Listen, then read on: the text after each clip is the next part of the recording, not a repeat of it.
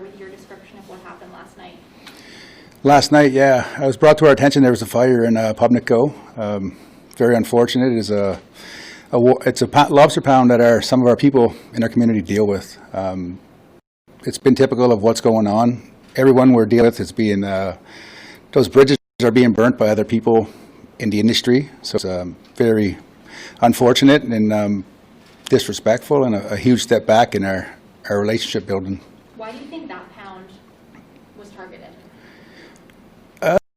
In my mind, it's because we're doing business there. Like, our community members are working with the people who own those pounds, and the industry doesn't like that, so they're forcing anyone that's dealing with us out of the industry. So we learned from RCMP this morning that someone was seriously injured and is in hospital with life-threatening injuries. What were your thoughts when you learned about this injury? Kind of my stomach turned. It's the last thing we want is for anyone to be hurt. We pray for strength and courage, and for everyone to be safe. Like, everyone has a family to go home to. We're not here to fight. Nobody needs to be hurt or to pass away over what's happening here in the fishing industry. I know you said in a statement earlier today that you wanted to see a greater police presence. I wonder if you could say in more detail what exactly you want to see happen, because, I mean, we're in Digby right now. West Pubnico is hundreds of kilometers away from us. It's a huge swath of province that's now involved in this. So, I mean, are there even enough RCMP officers in Nova Scotia to cover that amount of territory?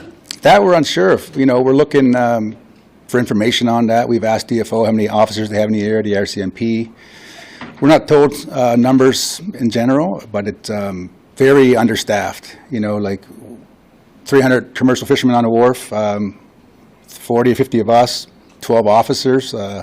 It's unsafe for everyone. So maybe it's time for the military to come in and assist if there's not enough members for the RCMP or DFO. And what exactly do you want them to be doing? Just patrolling areas? Just keep everyone safe. We have acts of racist crime that are out there, and they're getting away with whatever they want to do.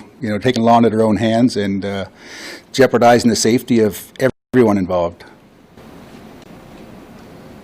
Is it possible to use the other lobster pound at New Edinburgh still? I know it's damaged before, to store the lobster, or are you just taking it back up to? We're unsure of the state of that pound. We haven't heard back from the damages yet, so we're unsure of what we're going to do, going forward. But we'll find a way forward and make sure that we don't stop because of this. And were there lobster in the pound that burned last night? I haven't heard directly from anyone if there was lobster there or not, so I'm waiting to hear back from a couple of our fishermen that deal in that area, and hopefully there wasn't, but very unfortunate for the loss for the individual who owns it. You also said in your statement that you want discussions with DFO to escalate immediately. What does that look like? We had a call with Minister Jordan today. We have great conversations with her.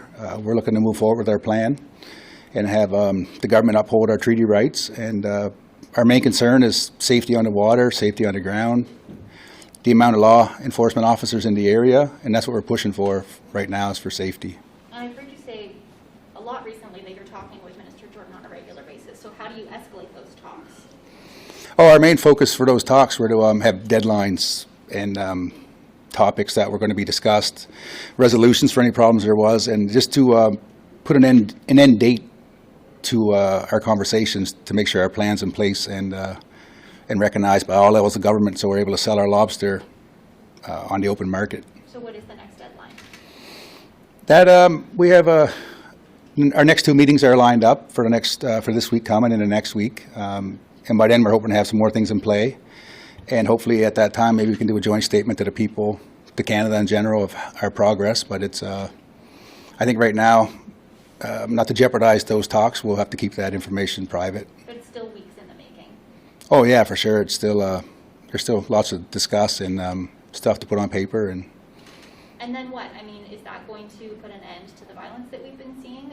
If Sipekne'katik and the Department of Fisheries and Oceans can come to an agreement, is that going to be the resolution? I believe so. Once that's resolved with our issue, the commercial fishermen can fully understand where we're coming from and understand what we're doing, and that should, dissolve any problems they might have with us. As far as what they have with the government, I can't speak for either of those sides. If you're discussing implementation of a moderate livelihood as a treaty right, why is it just DFO that's at the table? Shouldn't Crown Indigenous Relations be at the table as well? Minister Bennett? I spoke with Minister Bennett today a few times over the last week, I guess. So, yeah, we will be involving her as well. And whoever is a benefit for us to involve, we definitely are looking to. So that time will come. How are community members feeling with what happened last night with this person, who is life-threatening injuries and hopefully survives, but has this brought this entire situation to a different level, a higher level?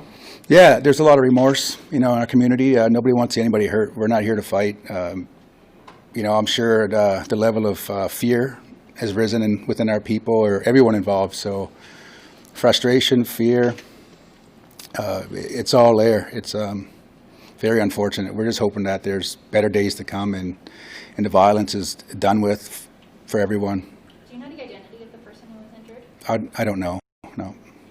Do you know if it was a member of your community?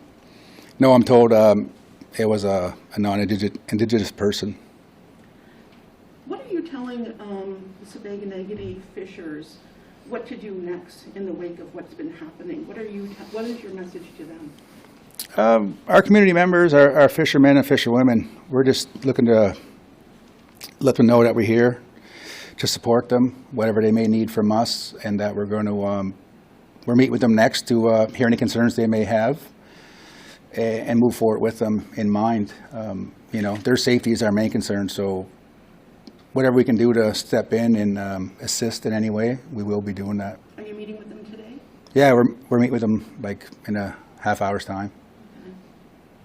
So are you looking at more options of where to store the lobster and to sell the lobster? I mean, you've tried these, these 2 pounds, and it's met with pretty big retaliation, obviously. So do you have something else in mind? Yeah, we do. We have a team working on that as well, and we're looking to solve any of the problems that come up. So we're being proactive with a lot of this stuff, and it's going good. So hopefully we get that resolved today. What do you make of the sale outside Province House yesterday? I know you had called for it to be canceled beforehand, but it went ahead anyway. No, we have a plan, like a management plan. We support any of our community members, but we have a management plan that we're, as a community, we're moving forward with. And so we're trying to stay within those guidelines. And unfortunately, we cannot make everyone, with the same moving forward with us. So, I hope everything worked out well for her and whatever she's trying to accomplish works out. But to be clear, that sale would fall outside of the guidelines that Sipekne'katik Band has set. Our management plan has a certain approach to all of our procedures that went through the community. And at that late in the game, we couldn't change it for anyone. So it'd have to go back to the community if we're taking a different route. But as for now, we're sticking to our plan and moving forward that way. Good, yeah. Thank you. Thank you.